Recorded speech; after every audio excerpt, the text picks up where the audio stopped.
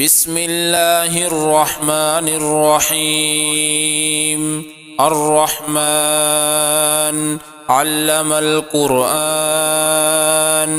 خلق الإنسان علمه البيان. الشمس والقمر بحسبان، والنجم والشجر يسجدان. والسماء رفعها ووضع الميزان، ألا تطغوا في الميزان، وأقيموا الوزن بالقسط ولا تخسروا الميزان. والأرض وضعها للأنام، فيها فاكهة والنخل ذات الأكمام، والحب ذو العصف والريحان. فبأي آلاء ربكما تكذبان؟ خلق الإنسان من صلصال كالفخار، وخلق الجان من مارج من نار. فبأي آلاء ربكما تكذبان؟ رب المشرقين ورب المغربين، فبأي آلاء ربكما تكذبان؟ مرج البحرين يلتقيان، بينهما برزخ لا يبغيان. فبأي آلاء ربكما تكذبان؟ يخرج منهما اللؤلؤ والمرجان. فبأي آلاء ربكما تكذبان؟ وله الجوار المنشآت في البحر كالأعلام. فبأي آلاء ربكما تكذبان؟ كل من عليها فان، ويبقى وجه ربك ذو الجلال والإكرام. فبأي آلاء ربكما تكذبان؟ يسأله من في السماوات والأرض، كل يوم هو في شأن. فبأي آلاء ربكما تكذبان؟ سنفرغ لكم أيها الثقلان. فبأي آلاء ربكما تكذبان؟ يا معشر الجن والإنس إن استطعتم أن تنفذوا من أقطار السماوات والأرض فانفذوا، لا تنفذون إلا بسلطان. فبأي آلاء ربكما تكذبان؟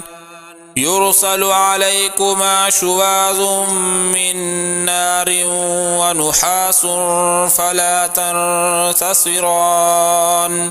فبأي آلاء ربكما تكذبان؟ فإذا انشقت السماء فكانت وردة كالدهان. فبأي آلاء ربكما تكذبان؟ فيومئذ لا يسأل عن ذنبه إنس ولا جان. فبأي آلاء ربكما تكذبان؟ يعرف المجرمون بسيماهم فيؤخذ بالنواصي والأقدام. فبأي آلاء ربكما تكذبان؟ هذه جهنم التي يكذب بها المجرمون، يطوفون بينها وبين حميم آن. فبأي آلاء ربكما تكذبان؟ ولمن خاف مقام ربه جنتان، فبأي آلاء ربكما تكذبان ذواتا أفنان فبأي آلاء ربكما تكذبان فيهما عينان تجريان فبأي آلاء ربكما تكذبان فيهما من كل فاكهة زوجان فبأي آلاء ربكما تكذبان متكئين على فرش بطائنها من استبرق وجنى الجنتين دان فبأي آلاء ربكما تكذبان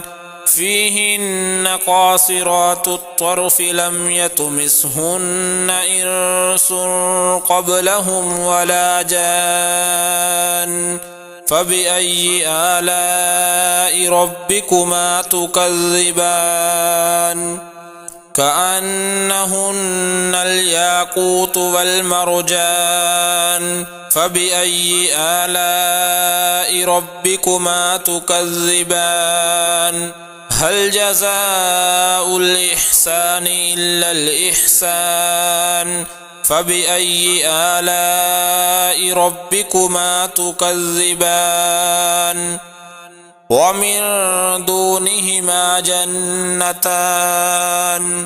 فبأي آلاء ربكما تكذبان مدهامتان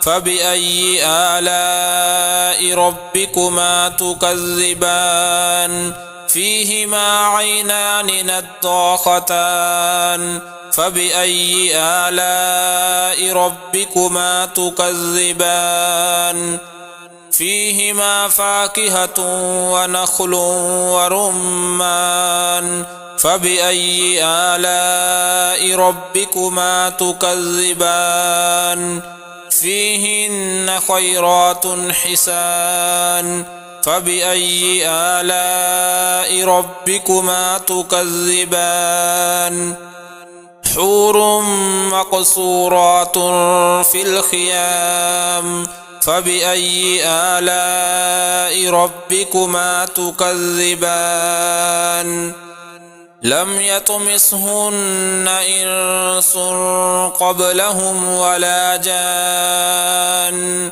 فبأي آلاء ربكما تكذبان متكئين على رفرف خضر وعبقري حسان فبأي آلاء ربكما تكذبان تبارك اسم ربك ذي الجلال والإكرام